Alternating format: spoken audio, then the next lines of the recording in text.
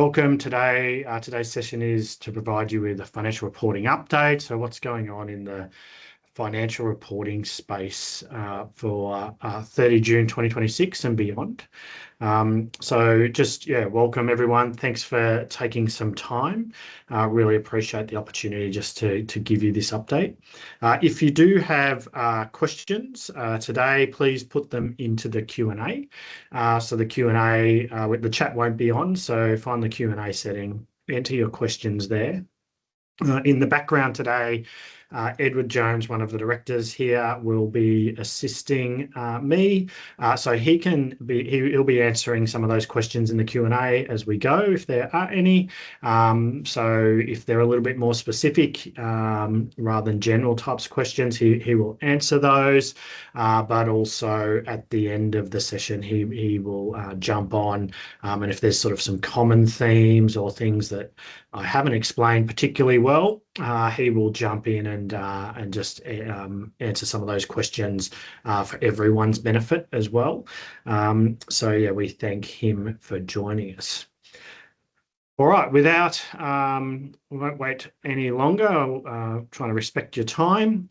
Today we will talk through these main things. So there was a few changes in the budget around threshold changes and things like that that aren't yet legislation, but where we're going. I'll give you a bit of an update on what the regulators are up to, with a real interest in my understanding of who's in the room today. So this is not at the very high-end technical level, but rather some of the general themes out of the regulators. I'll talk a little bit about IFRS 18, and it's a major change that's coming through, and also going concern and some of the changes there, and the increase in expectations that you might hear from your auditor.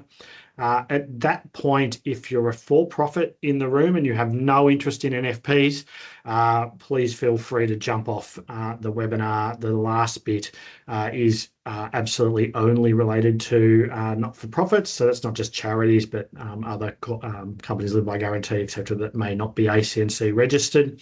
This applies to you. So throughout the first four parts, though, it's both an NFP and a for-profit relevant, but the last bit is not relevant for for-profits. So yeah, like I said, please feel free to exit. So just to update you on really what's changing in the landscape. So first of all, in the budget, there was an announcement that ASIC's thresholds for are you a large proprietary limited company will be doubled, at least in the revenue and the consolidated gross assets. So it jumps from 50 million to 100 million and 25 to 50 million. So a reminder, if you're not familiar with these, the employee numbers, there hasn't been proposed that they will change. So legislation hasn't been drafted for this yet. It's purely an announcement. But if you're in this space or not familiar with this, if you exceed 2 of 3 of those thresholds, you're a large proprietary company, and therefore are required to lodge your financial statements, have them audited. So lodge with ASIC, audited by registered company auditor, etc. At the moment, there is no announcements, or have been no announcements on changes for non-ACNC companies limited by guarantee or ACNC thresholds. So there's really no change there at the moment. So those not-for-profit thresholds are significantly less than the for-profit thresholds that were announced in the budget. As part of that, I would also confirm that those thresholds will now apply for sustainability reporting. So I'm not going to talk a lot about sustainability today in relation to any of the details around that. However, it may be possible there's a few perhaps people nudging Group 2 or some Group 3 reporters on this call. So the thresholds will change for that. Now, the reason they're not necessarily rushing these changes through is obviously if you're a Group 3, you're not in until 1 July 27 anyway. So really 30 June 28 if you're a 30 June reporter. And so they're going to consult on a few other things that were announced in the budget. And so I'll talk to them.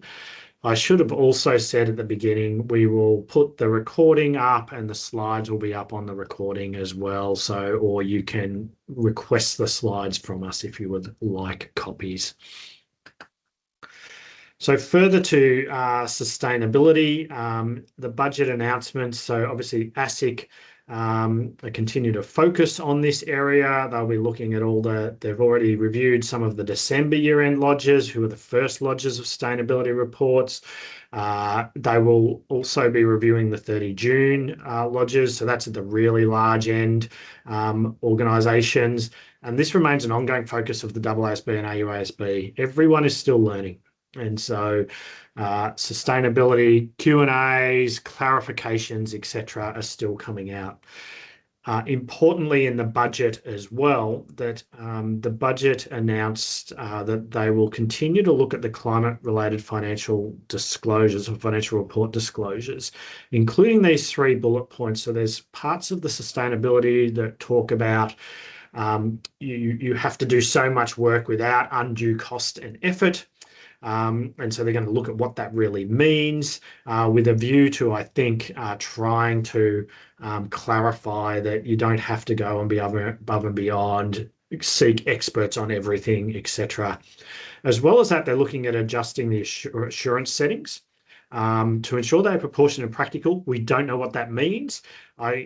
My guess is that at the lower end, or those group 3 organisations, perhaps you get longer periods of reviews, or perhaps some of it is only review, not full assurance going forward.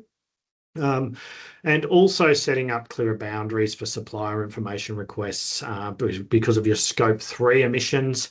You need to look both upstream and downstream in your supply chain. And so that's a costly and complex exercise for everyone, but particularly those at the smaller end of those thresholds. And so they're looking at some boundaries around that. It's definitely Treasury is going to consult on this space, and we're not expecting anything for a number of months. So this is not going to all be done by 30 June in the current period. So that's the outcome of the budget. If I jump now into what are the regulators focusing on, I'm going to particularly focus on ASIC. The ACNC hasn't necessarily put out a whole lot of new information or things that I thought specifically applied to financial reporting. They do continue to review a small subset of financial statements, ask questions if they, particularly off the back of if they get a complaint from the public or something like that. But the ASIC focus areas continue to be not dissimilar to what they've said before. But I do want to call out and start to talk about at least asset values. So for asset values, we're talking about fair value measurement and impairment type issues around assets. I'll talk a little bit more about that in a moment. For revenue recognition, continue to look at that application of AASB 15. It's complex, looks at enforceability of underlying agreements, sufficient performance measurement, etc. So are they sufficiently specific contract promises, if you like, and recognising revenue in accordance with those. There's a number of steps to walk through in that standard to get to when you recognise revenue. And ASIC continues to call out that that's not necessarily done as well as perhaps it should be. There's also information around provisionings, particularly around, we called out provisions for make good and the accounting for that. So if you have a significant number of leases, for example, there's actually an example given by ASIC in their focus areas. Haven't seen that before, so it's obviously something very specific that they've picked up in some of their reviews. They also continue to look at subsequent disclosure and presentation disclosure in the financial statements as well around a number of issues, but particularly non-IFRS performance measures and things like that. So organisations using alternative performance measures and talking about those without reconciling them back to IFRS or the bottom line P&L, if you like to put it that way. I would also note that the ASIC's had a real focus on non-lodgement of financial reports by large proprietary limiteds. Historically, the penalties, sort of late lodgement penalties for that have been very small. There's been a number of organisations that have had significant fines in the over hundreds of thousands of dollars type fines, particularly where they're a group. And really, they've been directed at ignoring ASIC requests or previously grandfathered organisations which didn't have to lodge. That provision's now gone. And so if you get requests or you fail to lodge and you get requests, I would suggest you attend to that very quickly. And I just note that typically it's 4 months post year end lodgement deadlines. You get 28-day grace period, with a very small late lodgement fee before you're sort of considered really late, perhaps. That's not in the legislation, but that's the way we look at it. And would also note that your auditor is now specifically required under the new regulatory guide issued by ASIC that if you're more than 28 days late and they become aware of that, they need to report that to ASIC as well. In many ways, that's just telling ASIC what they already know. So don't get upset at your auditor if they do that. But the message is try and make your deadline and definitely try and make it within 28 days of your deadline to avoid running risks of what is increasing levels of penalties in that area. Just wanted to pick up around asset values and focus areas. What is ASIC really talking about?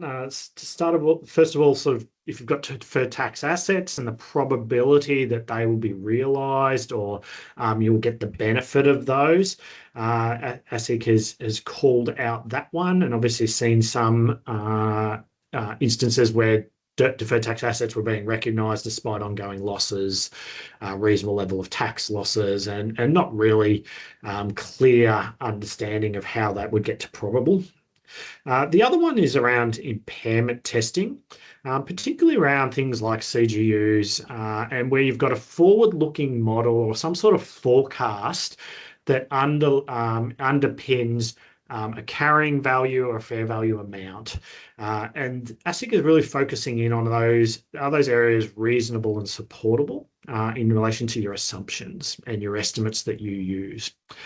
I would note that, interestingly, sustainability risk and reporting around sustainability has probably increased the focus on this area as well, because we're looking for real consistency. And the standard talks about consistency between your financial statement information and sustainability report information. And so where you have, for example, sustainability risks in relation to a property that might be an inundation risk on the coastline or in an area in the tropics, for example, where you've got higher storm risk and those sort of things, if you're calling out those risks in a sustainability analysis, well, how has that been applied back into an impairment question or a fair value question or calculation or model? Similarly, things like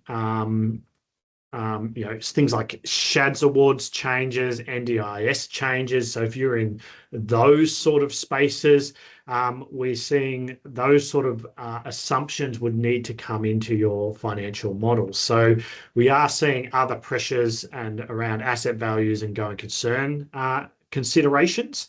There was nothing really in the budget around increasing philanthropy or really incentivizing that, particularly if in Victoria, but also federal government, there is real budget funding pressures. So again, if you're government funded, as I said, if you're an organisation that is under the SHADS award, the gender-based undervaluation findings have been released. We've seen some pickup in 2026 for certain categories, but we're going to see a likely significant revaluation from October 2027. I plugged this into AI and said, how much will this be? And it's saying, well, it's going to be somewhere between 10 and 25% based on the other gender bias awards and the findings for the limited changes for October 26 for particular sectors. So, if you're in that space, you expect to see some significant cost increase from an award perspective. I do note like the Victorian Teachers Award got some significant increases as well. So perhaps, as well as the base rate Fair Work decision at 4.75% for minimum wage type wages. So, having a model that perhaps has no wage change or only a couple of percent, I think your auditor or you should be questioning that. Again, if you're in the NDIS space, there's a whole lot of change coming in relation to who gets funded, the amounts they're getting funded, and those sort of things. And so any forecasts that either support asset values or going concern, you really need to consider some of this complexity. And I think your auditors, whether it's us or someone else, are probably going to ask a few more questions going forward around that. And I'll talk about going concern particularly in a little while as well. So there's some of the things that I won't go into any of the others in detail, but that's some of the ASIC sort of focus area and things that are on the radar around financial reporting areas where there's estimation, judgment, that perhaps there's an increased level of scrutiny on both the regulator, and when the regulator is interested, you should be too, and the auditor would more likely to be interested in it. The next thing I wanted to chat about was IFRS 18. So this is a significant change.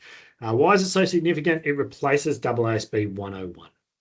So 101, if you haven't read the standards for a while, and who could blame you, is the foundational standard of the accounting framework. It has what a P&L is and what a balance sheet is, has definitions of assets and liabilities in it, various disclosures, and principles around aggregation, disaggregation, etc. So IFRS 18 revisits that and replaces it. It replaces it with a new structure to the statement of profit and loss. I'll show you an example in a moment. There's more disclosures around what it calls management defined performance measures. So that's any measure of performance that's not the bottom line profit and loss, if you like, and what you need to do around those. And also, as I said, looks at when you can aggregate and disaggregate within the primary financial statements as well as in the notes, and when that's appropriate. So there's a bit of a change there. I think if you have a relatively simple chart of accounts, it's probably not going to be that significant. If you've got a lot of complexity, different business operations, multiple revenue streams or divisions, if you like, there's more to think about in those scenarios. And so it might be worth you thinking about that earlier. So for profits, periods beginning 1 January 27, so December 27 or June 28, NFPs a year after that. So NFPs get a little bit of space to get used to the idea, something that a couple of accounting standards have done more recently, where they're just giving NFPs a little bit more time. So what's this income statement look like? This is an extract of an example shared by one of the large firms. And so it looks like on the side where you've got operating, investing and financing activities, it looks a bit like what a cash flow statement currently looks like, but it is different. So I'll go break this down a little bit differently. But if you see at the moment, you've sort of got profit and loss before interest and tax. Well, that's EBIT. Normally, so you've got a bit of those sort of measures, though I would note that lease liabilities sort of interest is down the bottom there as well. Your operating profit is before investing activities, so that's income or interest income, dividend income, those sort of JVs potentially, or equity accounted investments before in that middle section, and then down to your income tax and profit after tax. So that's the new structure. In working out what goes where, there's a new concept called your main business activity. So you classify income and expenses within operating or investing or financing categories depending on what your main business activity is. So if your main business activity is investing or financing, those sort of activities would result in those investing returns, interest income, maybe interest expense, etc., moving up into the operating activities if that's the nature of your main business. If it's not, then those would fall down into those other categories. You do So that's what those paragraphs, I've given some extracts of paragraphs. If you're not sure what that means or where you'd fit, you can go reference those. In relation to the operating activities, we're used to seeing expenses classified by either nature or function. That's been pretty much a choice historically, and it's one or the other. Under IFRS 18, you get a choice or you get to use one or the other, or perhaps both, depending on certain characteristics. Now, those characteristics are in paragraphs in the paragraphs B, 80 to 85. But what they're really saying is step back and understand what drives your profitability, what is an industry norm around how you might measure performance, and also how your business is managed. So how do you report internally, particularly? So if you think about an organization where you're selling goods, for example, costs of goods sold and those sort of measures would be an industry norm, perhaps something you're measuring internally, and therefore you would group up a costs of goods sold or into inventory, which might include some wages and those sort of things under those types of classifications. So it's a bit more prescriptive into choosing between expenses by nature or expenses by function rather than pure choice. So that's something we'll just need to work through with you, or you'll need to work through around, do you need to change anything there and look at it a bit differently compared to what you have in the past? I would note that although the categories are the same as the cash flow, being operating, investing, financing, just because something ends up in a particular category in the profit and loss doesn't mean they're in the same category as the cash flow. So the cash flow standard doesn't change. So an investing activity in the profit and loss might be income from investments, but investing in the cash flow also includes buying property, plant, and equipment, for example. So there's a difference there. So whereas depreciation expense on that property, plant, and equipment would typically be an operating expense. And so you do get differences in the way things will sit in a cash flow compared to the profit and loss. So I would just caution you that it's not the same. Don't pick up the cash flow and assume, well, whatever happens here is now that new IFRS 18. It is not. You need to go back to that detail. I would note, as I said, where you've got multiple business operations, you've got complexity, significant levels of complexity, different types of operations. Maybe you've got a consolidated group with sort of various activities where you have complexity in your organizations, where you've perhaps reported other performance measures rather than bottom line P&L, for example, or profit before tax. Those where you have that complexity, the standard has complexity.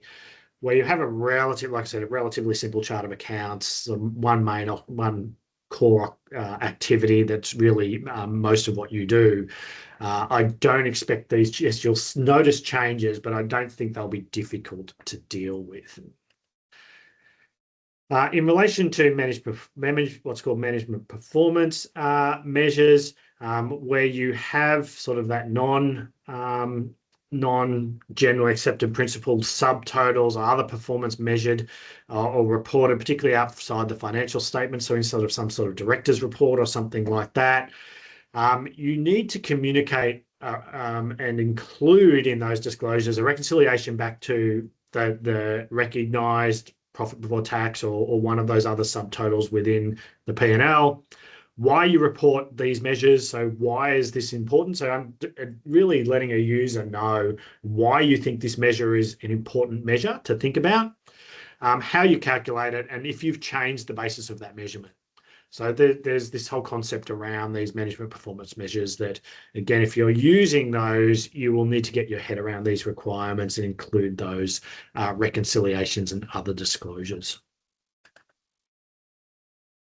In relation to smaller entities, so if you're a tier 2 entity, and what I mean by that is you're preparing general purpose, but you're using simplified disclosure standards, amendments are being made, but they're not there yet to AASB 1060, which has the simplified, it's the simplified disclosure standard. So IFRS 18 hasn't in fact been embedded into that standard yet, but it will be. But until that happens, you can't early adopt IFRS 18. I'm not sure that there's a real queue of organisations trying to early adopt IFRS 18 for this period. But we might see a few in the coming years before mandatory adoption. But if you're tier 2, you can't do so until 1060 happens. I suspect that will be done by next year. I'm going to talk a little bit about tier 3 in a while, but if you're a tier 3, so if you're a not-for-profit at the smaller end and you expect to be a tier 3, although I expect ultimately tier 3 will align with the IFRS 18 format of the profit and loss, the AASB is in early stage consultation. So we might not see that. We might not see that in the next 12 months. It might be after that before we see the alignment of that. I suspect that's what will happen, but there's actually no guarantee there. But the next thing I want to jump onto is just going concern. So as a financial reporter, if you're a director or member of committee of management or whatever that, or some sort of committee, if you're a corporate association, for example, you have responsibility to determine that the organisation you're signing the financials off on is a going concern. What that means is you're really you're able to pay your debts or as and when they fall due for at least 12 months from the reporting date. So it's not just are you solvent, but are you solvent and will continue to be solvent for at least the next 12 months.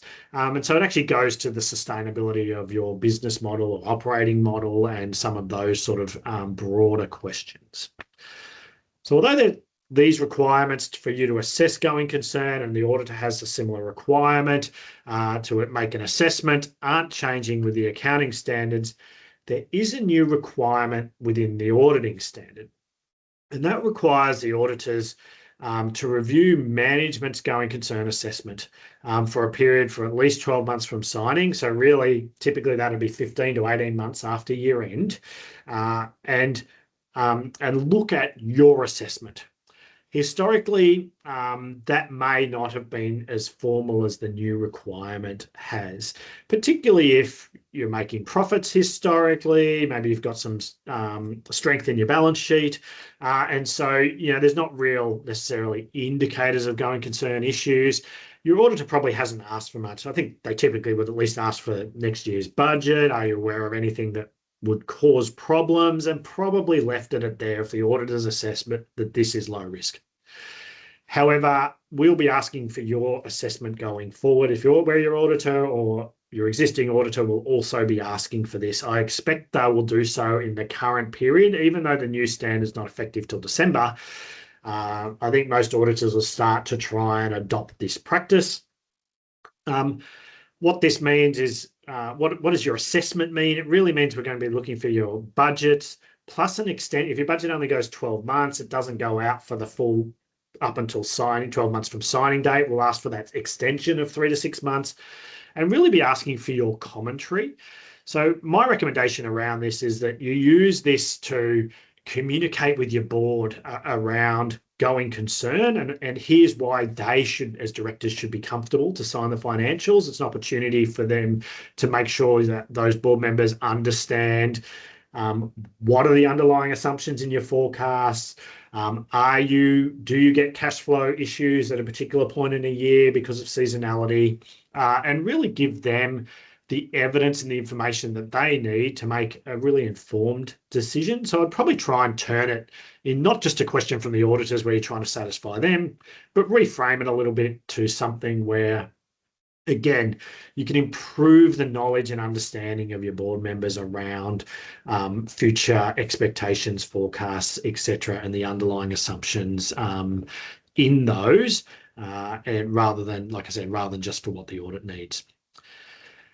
All right, I will move on to the next part, and the next part is really about special purpose and tier 3. So Again, as I mentioned, this is purely not for profit. So if you're only interested in for-profit stuff, please feel free to jump off the call now. But otherwise, there's some major updates around this space in relation to NFPs. So if you have any involvement, even if you're in a for-profit business, but sit on a board of an NFP or are interested in one, this might be of real interest and use for you to hang on the webinar. But otherwise, thanks for attending if you're going to jump off. All right. The removal of special purpose reporting has been a long-term project of the AASB. We've been through a couple of chairs of the AASB. It's actually taken this long, so it's more than 10 years this thing's been going for. The project formally commenced in 2015. There was a whole lot of consultation before that. We had discussion papers in 2022, exposure drafts in 2024. And in April, the final standard for the removal of special purpose and implementation of Tier 3 was approved by the Accounting Standards Board in 2026, and it is now, as of the last few days, those standards are now up on the AASB website. So although it's not effective till 1 July 2029, so they actually bumped it out another year from what I was expecting. We are definitely now in a period of time where special purpose is absolutely going. So I know a number of you may have seen me present maybe since 2015 or thereabouts, and I've been talking about this removal of special purpose. I do note that the for-profits went, 5 years ago now, special purpose went for for-profits. So it has been an evolving space, and definitely the AASB has now moved, but it is in the throes of transition now to removal. And so that will have implications for a lot of organisations. So the new standards, AASB 26-2, removes special purpose reporting for not-for-profit entities that have a statutory obligation to report. So if you report to ASIC, you report to the ACNC, etc., special purpose is going in accordance with those timeframes that I had on the existing slide. If you're just preparing financial statements, so let's say maybe you're a basic religious charity, doesn't have to report financial information to the ACNC, it's really only for your members, or you're a small member-based organisation, a small church, for example, that just reports to members, and it is below the reporting thresholds for the ACNC, for example, 500,000, or incorporated association, VIC, would be 500,000 revenue. Companies limited by guarantee, they're not ACNC charities, it's $250,000 in revenue. If you're below those thresholds, you could still continue to report, in effect, what I assume will continue to be called special purpose reports. But anyone who has statutory obligation report, so that means lodge with the ACNC, etc., you must move from those effective dates. The Tier 3 accounting standard is a new standard, so it's entirely new. It's a single standard that has attempts to reduce the reporting burden. So full general purpose financial statements with all what's called Tier 2, I guess, accounting standards applicable for all your transactions and balances, plus a significant amount of disclosures, has been seen as really quite onerous and I would tend to agree, way too complex for smaller end entities.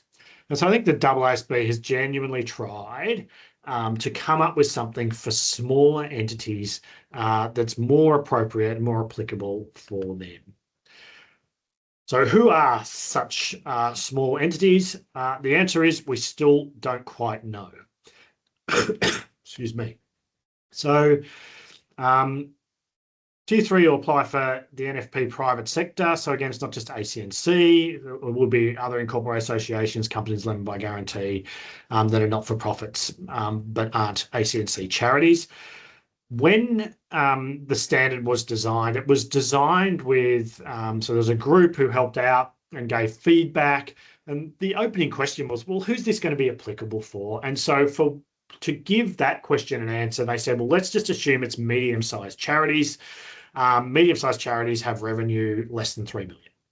And so at the moment, the standard was designed for that. But the reality is Treasury, for any corporations, any federal type legislation, states regulators, state law writers will write it for associations. They will determine what the threshold will be. I can't imagine it being anything less than 3 million, but there's certainly people around, including the accounting bodies, saying, really, should it be 5 or should it even be 10? I think it should be at least, I think it could be genuinely at least that, is my personal opinion. But really, it's going to be Treasury that decides that. And so until we know that, if you're an organisation less than 3 million in revenue, you probably can be pretty confident you'll get to apply Tier 3. I think if you're over 10 million, I'm probably saying there's pretty low likelihood you'll get Tier 3. If you're in the middle, we don't know. And so my recommendation would be absolutely, if you're preparing special purpose now, continue to do so until we understand what those thresholds will be, and then plan for your transition to either Tier 2 or Tier 3 reporting. So I'm going to run through what's in the Tier 3 standard and really just call out the key differences. Like I said, it's one standard. It's been written in a way that hopefully isn't too much accounting standard jargon, but it's difficult to get away from it, to be honest. So the first thing I want to call out is just around related parties. Tier 3 standard introduces a new concept of related parties and talks about this thing called notable relationships. And that's because consolidation is a choice under Tier 3. So if you're a parent entity or have control of a subsidiary, and we're going to talk a little bit about this a bit more later, and you're a Tier 3 entity, you don't have to consolidate, you choose. And therefore, you don't have to go through the whole process of do you control or not in an NFP context, which can be actually quite complex. So if you have notable relationships, you get to choose whether you consolidate or not. On the presumption that you don't, you get to record any investment in those notable relationships at cost, fair value, or equity method. Reality, most of the time we see cost, which is often zero. And then there's disclosures around those related party relationships. Where you have a merger or some sort of takeover or entity combination, that again is quite a complex scenario in a for-profit space under the current accounting standard AASB 3.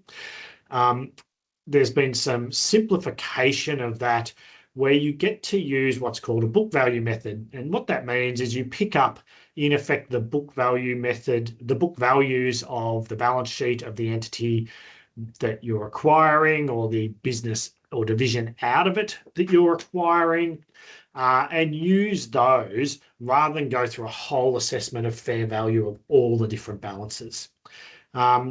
Consideration paid less the net assets you got would be goodwill in a normal circumstance. In these under Tier 3, there is no goodwill. You actually do an entry to equity, which is really different to what we're all used to. Likewise, if there was a discount on an acquisition, so for example, you took over an entity, it had positive net assets, you paid nothing. Typically would see some sort of gain in the profit and loss around that. Again, no gain, just an entry to equity. So in effect, your equity or retained earnings would go up. Likewise, if you pay more than the net assets value, it's a debit to equity, or your equity value goes down. Traditionally would have been goodwill. So that's quite a significant change, and something we do see a little bit of, to be honest. We see a lot of mergers, acquisitions going on, particularly in disability space at the moment, but also in other spaces. As far as related parties go, as I mentioned before, disclose information about relationships, transactions, and balances. However, there's now, unlike the existing 124 standard, there is no requirement to disclose key management personnel compensation. They think CEO, CFO, board members are remunerated. That compensation requires disclosure under the Tier 2 standard. And donations from related parties, unless it can significantly influence the entity's activities or resource use, you don't have to disclose those. A lot of organisations probably haven't been based on materiality at the moment, but if you do get donations from directors, for example, they are a related party transaction. Theoretically, if they are material, require disclosure under Tier 2. Under Tier 3, there's a different test which would typically see those type of things not being disclosed. So those carve-outs were probably as a result of the feedback questions that particularly the ACNC got when related party transactions became mandatory for disclosure a few years ago now.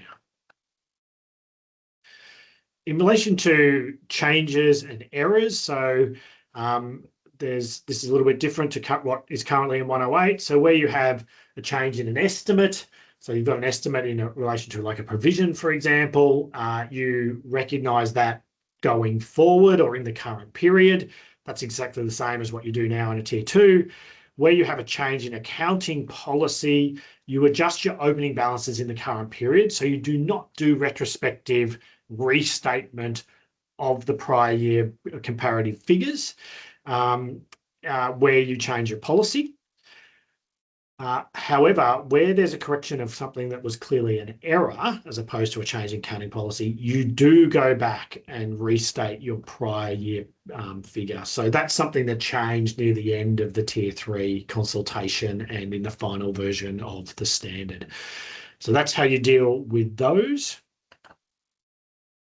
In relation to impairment of assets, some simplified tests. So rather than sort of discounted cash flows out of across a cash generating unit, which is what's required now. The standard really says, well, have a look at your asset. And if it's damaged, obsolete, or you've changed your strategy and there's decline in demand, for example, that would indicate lower levels of sales or capacity to provide goods and services, or the equipment or the assets damaged. At that point, you've got an impairment indicator, so go and write it down at that point rather than complex calculations around impairment. So I think that's although we don't necessarily see it a lot in the NFP space, I think it is a really helpful shortcut that's been provided. Leases, which is typically, in my experience, everyone's least favourite standard, including me. They are back off the balance sheet. So again, expense on a straight line basis as you make the payments or in accordance with the lease agreement. No recognition of right of use asset or related lease liability. If you've got a peppercorn or some other type of concession release, you just treat it exactly the same as the other leases. So I think that's a real win. What is a significant change is a change in relation to revenue recognition.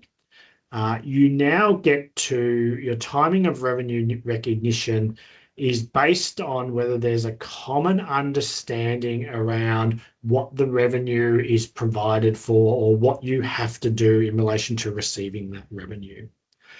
And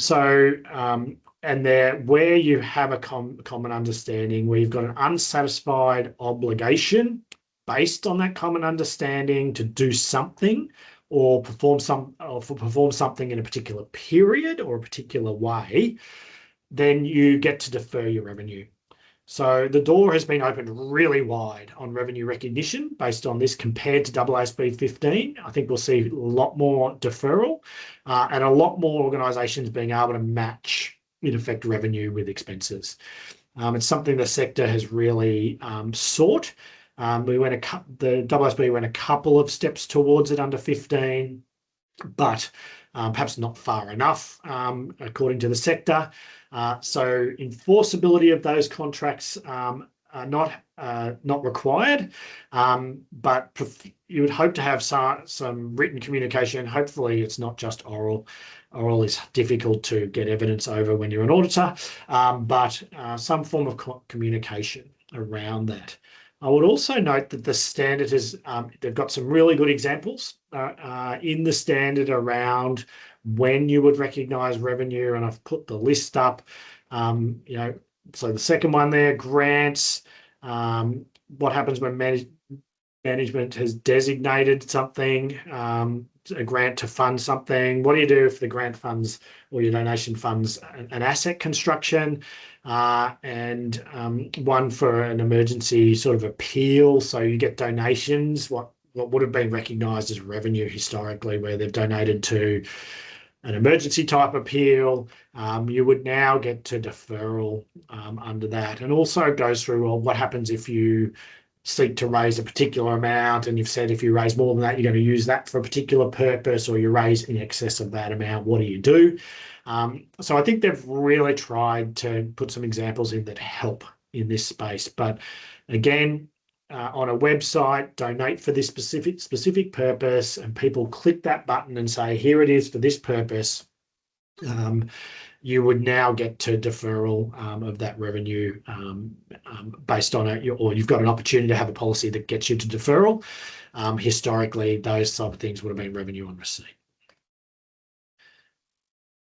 The standard also contains some transitional provisions. So what do you do if you're moving from special purpose to Tier 3, or in fact, if you were Tier 2 and you get to move to Tier 3, there's specific provisions, but basically you pretty much don't have to go back and change your prior year comparative. You do current year adjustments to the opening balances and then apply those new Tier 3 accounting policies. So there's not you get a whole lot of carve-outs on your previous accounting treatment without going to have to go back and restate everything, other than correction of errors.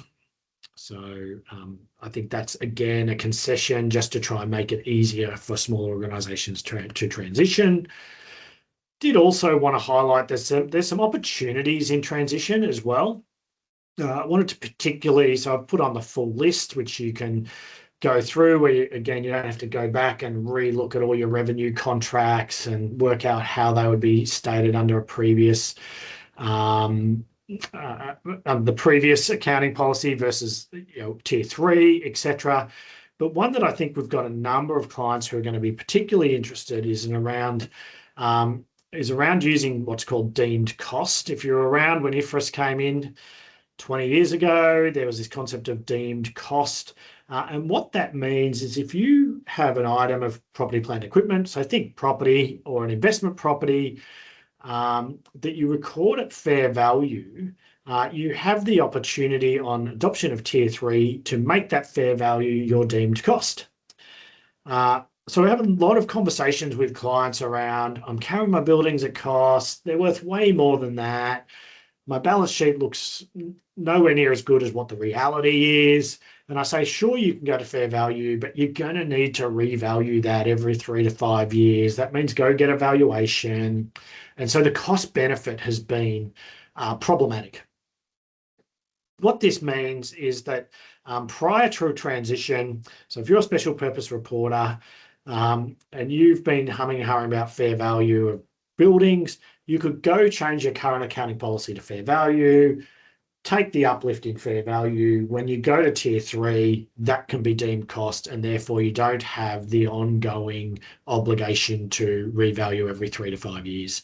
And so there may be a window here where you get some genuine uplift in your balance sheet to make it more reflective without the ongoing cost.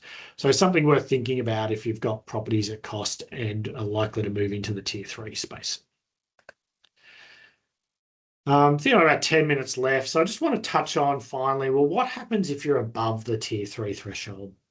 So whether that's 3 million, maybe 5, maybe 10 at the most, I would have thought. What happens? Well, once special purpose goes, you are a general purpose reporter, or you will need to be a general purpose reporter. That means all those nice concessions that I talked about, you won't get them. So you'll be applying AASB 15, a complex standard, working through the 5-step model, particularly if you've got multiple grant agreements. Leases will be on the balance sheet and accounted for that way. If you control an entity, another entity, you're into consolidation and you have full, at a minimum, simplified disclosure standard disclosures.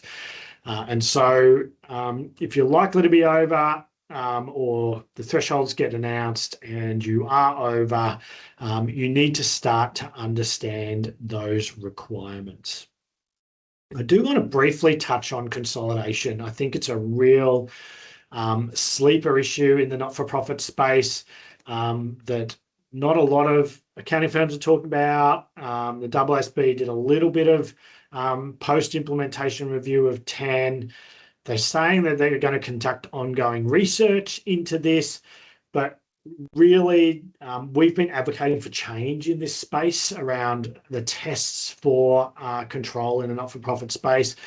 But to be honest, I'm not seeing a lot of appetite at the AASB to change the consolidation standard. We'll continue to advocate on behalf of some of our clients around this space, but again, I'm not sure how effective that's going to be honest. So in a not-for-profit context, if your organization is the sole member of another entity, or you have the ability to appoint the majority of the board, or you appoint the members, or the ability to appoint the members of an organization, at that point, in my view, you're pretty much in control. The definitions of variable returns, etc., are so broad in the NFP guidance in AASB 10 that even without any financial returns, the ability to get financial returns, maybe because there's a different charitable purpose or something like that, I think you would more than likely get to control, and therefore consolidation would be required. We have many organisations that aren't consolidating at the moment under special purpose. I think we've got a number of clients, and I genuinely sympathise. I think there's a number of those, and some of you might be on the call, where consolidation really doesn't make sense. The classic example in this is if you've got I often use the church school example. So you've got a church that's been around for a long time. At some point in its operations, it's established a school. When that constitution was set up, it gave that church, in effect, the church board or the church, the right to appoint the board members of the school, or it was the sole member of the company that by guarantee, for example. In that scenario, I think you're highly likely you control, and therefore, without special purpose, if you're not tier 3, you'll be required to consolidate. Why I think that doesn't make sense is that you've got different charitable purposes, so for religion, for education, and you've probably got a different user set of the financials. So who's interested in the church financials? Probably the members of the church, maybe the denomination, etc. Who's interested in the school financials? Probably the parents of the school, the education department, the regulator, etc. If you put those two sets of accounts together, in my view, that probably doesn't help either set of users and perhaps makes the information less useful to who I would consider the core users to be. So in that circumstance, really, what can you do? And so there are a few options that we're talking to a number of our clients about. So the first one is really step back and go, if your control either through membership or the board, I think consider amending the constitution. And the way you could do that is, for example, if the church is the sole member in my example, you could make the board the members. And then you could amend a constitution where you don't necessarily have the right to appoint all the members, but perhaps you do have veto rights. So something in a constitution which basically said, for example, all the board members must be a member of such and such church. The parent entity being the church board or the church entity could appoint 2 of the 8 board members, and the parent entity could veto any other proposed member.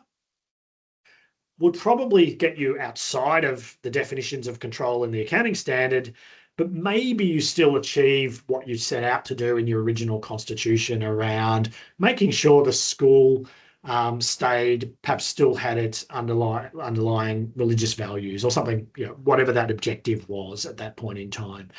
So that's one way you could think about moving your constitution to some extent to get you outside the definitions of control. Again, where consolidation doesn't make sense. I'm not trying to advocate for consolidation. I'm totally against consolidation, but where it doesn't make sense, that's probably an example of what you might be able to do. The other way, or the other thing you could do is potentially do a little bit of structuring. And what I mean by that is having a parent entity or an entity at the top of your structure that isn't required to report or isn't required to consolidate. So that may be a non-ACNC charity, a basic religious charity that doesn't have reporting obligation, or now a tier 3 size entity where consolidation is a choice. So your group structure would need to look something like this.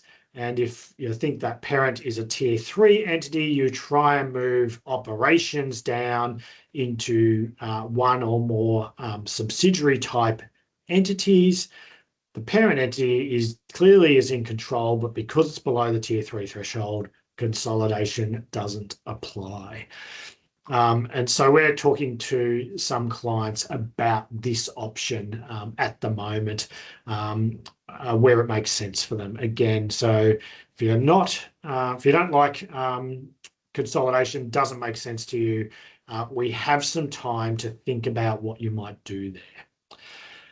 All right, I've got a few minutes left. That ends the presentation. So maybe I will stop sharing and see what happens. Hopefully I come up on the screen and Edward might be there, but I might just pass across to Edward. Hopefully there is, and whether there was any general questions or things you wanted to comment on.